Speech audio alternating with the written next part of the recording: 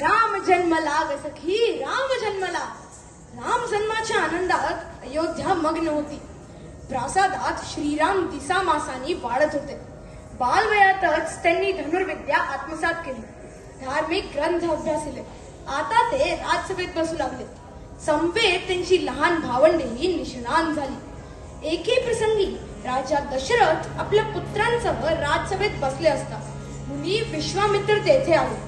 राजाने त्यांचे आनंदाने स्वागत केले व विचारले, मुनिवर, काय कार्य असेल ते सांगा, मी ते सर्वच शेवटाच नाही. राजाच्या या भाषणाने मुनिवर हर्षित होऊन म्हणाले,